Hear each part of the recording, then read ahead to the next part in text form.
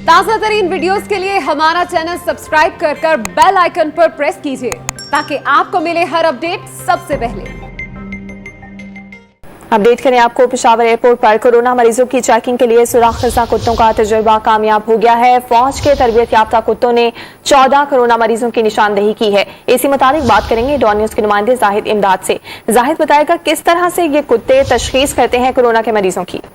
जी बिल्कुल, ये बादशाह खान इंटरनेशनल एयरपोर्ट पर सिविल एविएशन अथॉरिटी की जानिब से ये तजुर्बा किया गया है जो कि कामयाब हुआ है।